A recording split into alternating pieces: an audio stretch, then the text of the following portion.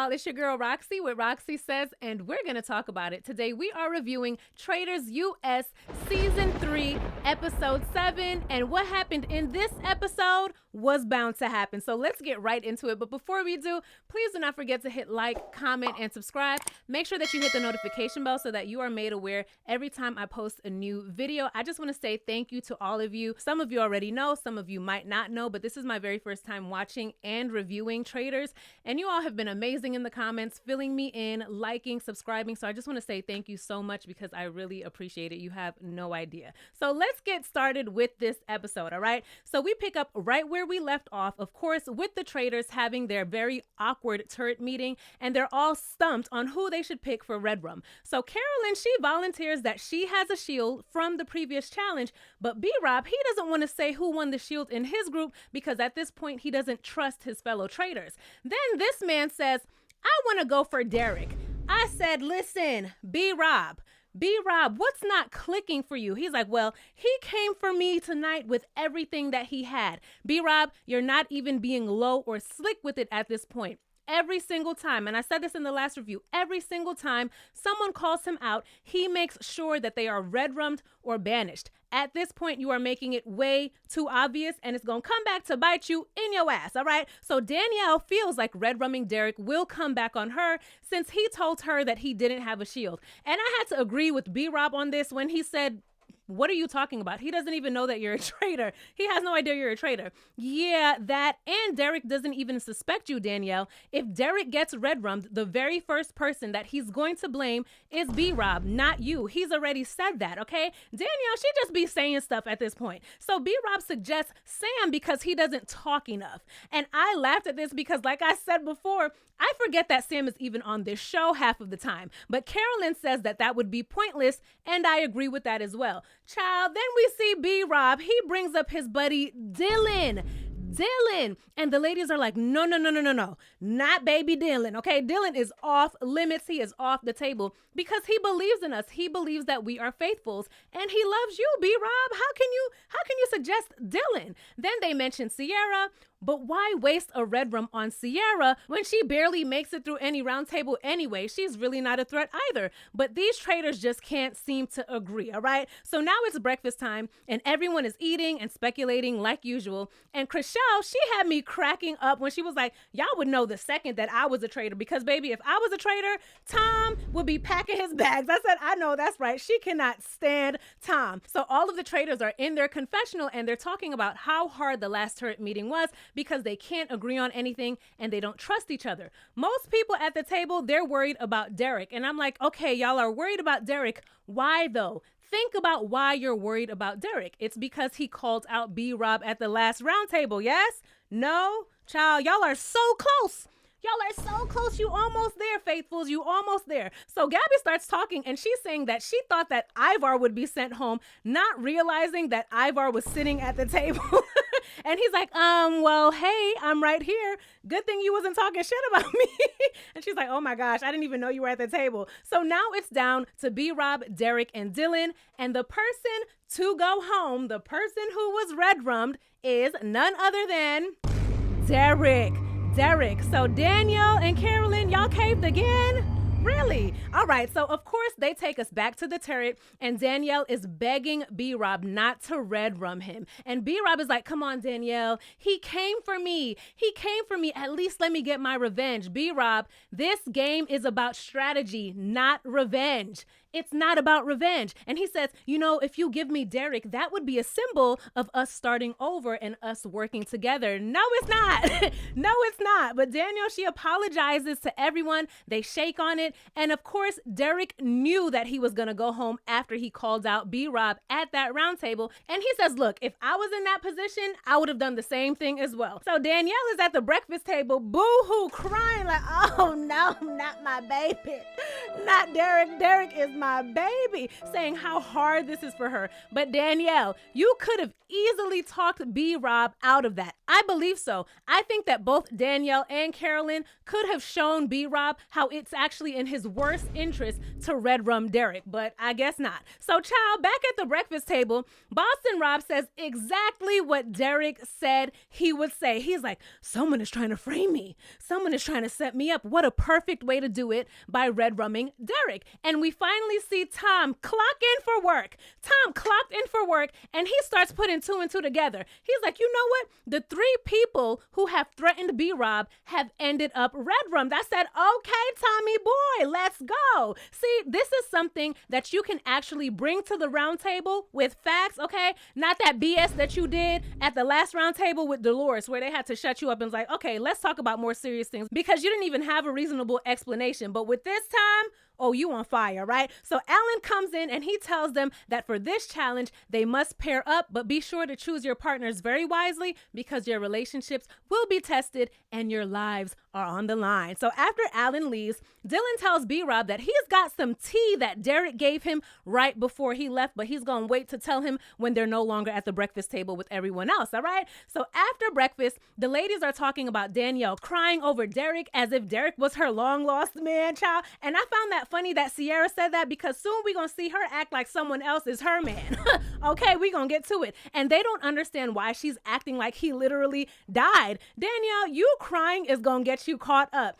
Every week they're talking about you crying. It's coming off as inauthentic. It's coming off as an act, and you are looking like a traitor. So Dylan is finally telling B-Rob that Derek thought that B-Rob was a traitor, which we already know, but Dylan says that he's going to keep that part on the hush-hush, but also that Brittany is a traitor. And Tom sees them as they're walking and talking, and he looks like a little creep following them, trying to listen in. So after stalking them for a few minutes, he finally asks them what's up. And Dylan tells them that Brittany was trying to convince people not to vote for B-Rob at the round table. But even Tom was like, okay, I hear you, but B-Rob, the evidence on you was pretty solid, I have to say. I'm like, okay, Tom, not you calling out B-Rob to his face. I'm liking this energy with them scary ass eyes. And B-Rob is trying to convince them that the traitors are framing him, all right? That's the story that he's going to have to run with if he wants to make it in this, but we're going to see what's going to happen. But for now, Tom is fully convinced that B-Rob is a traitor and he has to go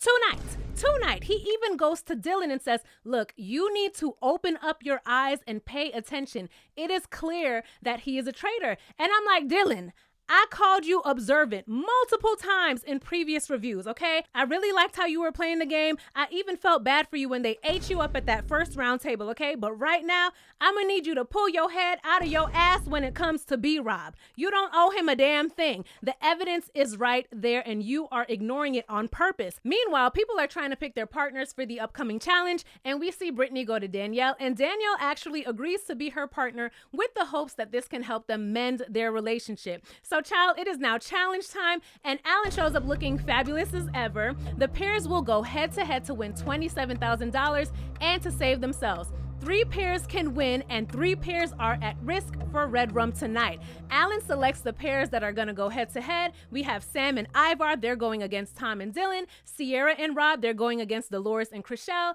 Danielle and Brittany, they're going against Gabby and Carolyn. Everyone's outfits are so cute. I love the black and red. This was such a dramatic scene. They looked so good. They looked so good. So the pairs gather for their wedding ceremony, and they have to hold their partner's hand for a total of 8 minutes, okay? Each pair that doesn't break their hand for the full 8 minutes adds $4,500 to the pot. The pairs that hold their hand together for the longest will be safe. And I'm like, okay, this sounds good, but what's the catch? I know that there's more to it. So then we see these men, and they're walking to them with these boxes that have goggles in them, and they tell them to put the goggles on. And Alan then tells them to put their hands inside the box, and the 8 minutes will begin when their first gift arrives. I said, child, I don't even want to know what this gift is. So most people are trying to look away so that they don't know what's going on. They don't know what's going inside the box, all right? And Chriselle is the only one looking at it and screaming, oh my God, oh my God, oh my God, oh my God. And before they even put the damn thing in the box, Chriselle yanks her hand out, child. I've been saying Chriselle be pissing me off. In this scene, I was so mad. I was so mad. And of course, Dolores is pissed, as she should be. And Chriselle is just giggling like, oh my God, I'm so sorry. Oh my gosh, it's not funny, girl. Because of you, now Dolores has no chance of being shielded. I totally understand why Dolores was pissed off. So they put these nasty millipedes on their hands, and B-Rob is actually doing a great job trying to calm Sierra down. He's like, what's your birthday? What's your favorite color? Oh, really? I was born on Christmas Day. He's trying to distract her, and I'm cracking up, but he is doing a great job. I really loved this challenge because it reminded me of Fear Factor, and I used to rush home from school to watch Fear Factor, and I always wanted to be on Fear Factor because I'm like, I would win. I would win. As long as I don't have to do an episode where you got to be locked in a box underwater and break out, something like that. Other than that, I'll be fine. The bug stuff, the height stuff, even with eating weird things, I could do that. Just don't put me in a box underwater. Please, please don't do it. Child. So next they add scorpions. And I had to rewind this because I could have sworn that Alan said they were Taylor Swift scorpions. Anyway, I was tired, okay, when I was watching this. So Carolyn and Gabby, they're also doing a great job at staying calm. Dylan, Ivar, and Sam, they actually seem to be enjoying this challenge. Every time they bring something else, Dylan is cracking up. He just thinks it's the funniest thing. But Tom is absolutely grossed out. And at this point, I was like, it kind of looks like all of the remaining people are going to make it to the end. That was until Alan said, what's a wedding without a little confetti? And I was like, oh gosh. And down pours a mix of cockroaches, crickets, mealworms right onto their heads, and the bugs are going in their hair and down their backs. Oh my God, the way I started itching when I was watching this scene when those bugs fell on Tom, he was like, yay. Tom had me cracking up in this entire episode. I cannot lie. And every time someone talked shit, they dumped more bugs on their heads. More bugs and more bugs. Child, that is nothing compared to the last gift. So they put a snake on these people. And I was actually surprised that no one caved. So 5 couples completed the mission except for Chriselle's annoying ass, okay? So now we have 2 couples that need to go through a sudden death tie-breaking match. So they have to find a ring in a box full of God knows what. It's a mix of a whole bunch of nasty bugs, but it's Sam and Ivar who end up finding the ring and Danielle and Brittany who end up finding the ring. So they will be safe from tonight's Red Rum. And Danielle and Brittany, they're super excited and they're yelling, Big Brother, yeah, that's how we do it on Big Brother. And their little renewed bond is really cute, but I'm just waiting for them to betray each other because I know it's coming, all right? So of course, on the way back, everyone is putting names out there. B-Rob says that he's heard Brittany's name, and Sierra's like, oh, I've always suspected Brittany was a traitor. I'm like, Sierra, girl, when? When have you ever suspected Brittany was a traitor? In B-Rob's confessional, he says that his plan is to convince the others that he didn't Red Rum Derek and to put it on Brittany. So we see Brittany and she acknowledges that there is a lot of evidence that points to Boston Rob as the traitor, and she's in the truck with both Danielle and Carolyn, and neither of them try to convince her otherwise because they both want his ass gone, all right? When everyone gets home, Tom is still on B-Rob's ass and Dylan is trying to shut it down. But Tom is not backing down on this. He's like, look, this man is a traitor. Meanwhile, B-Rob is still on his campaign that the traitor set him up with that Derek Red Rum and that the traitor might be Brittany. And at this point, I don't know if they didn't tell Sierra that the challenge wasn't a real wedding. I don't know if she thinks that they really got married during that challenge because the way that she is backing up every single thing that comes out of B-Rob's mouth, girl, get it together, okay? B-Rob convinces Carolyn to vote for Brittany tonight, and he also tries to convince Danielle as well, but in her confessional, she says that she is tired of allowing B-Rob to strong-arm this entire game, and Brittany is starting to get the vibe that people are acting weird towards her. She says, like, she'll come into a room, and people starting to get quiet, all right? So she is definitely nervous about tonight's roundtable. So it's finally roundtable time, and the way that Carolyn jumped when Alan came in and started talking had me cracking up, all right? So we see Dylan. He starts off by telling them what Derek told him before he left, that he thought that the traitors were B-Rob and Brittany. And Brittany says that she wasn't trying to convince Dylan who to vote for at the last roundtable. She was just trying to tell him to go with his gut. But she is 1000% a faithful. That is what she's trying to tell them. Then Sam speaks up and he says, look, the evidence is all pointing towards B-Rob. I said, okay. He says this is the 3rd night in a row that someone who came for B-Rob was red rummed. So you need to defend yourself and convince us that you're not a traitor. I said, okay, the boys are not playing with you tonight, B-Rob, not at all. So B-Rob's new wife, Sierra, she's like, oh my God, he already defended himself last week. This is stupid. Sierra, shut up. Shut up, Sierra. You had the heat on you for the past couple of weeks because B-Rob and his fellow traitors put your ass in a coffin, okay? You have been fighting for your life since. Fighting for your life since. And she's like, this is so ridiculous. I can't believe y'all are making him do this. There's actually nothing ridiculous or stupid about it, genius. And with you going so hard with all of this evidence pointing towards him, I wouldn't be surprised if they vote your ass off next week, especially if B-Rob doesn't make it through this roundtable, okay? Because they're gonna be like, remember Sierra? She was doing a lot with B-Rob. She kept defending him, this, that, and the third. They're gonna come for your ass next week if you don't shut up, all right? Tom also says it's quite possible that the only other traitor that we have been able to eliminate, Bob the drag queen, happened because it was another traitor who put his name out there. I said, y'all better tell him, Thomas, I am loving this energy. And when Dolores was like, well, that was actually really Dylan's thing, Tom was like,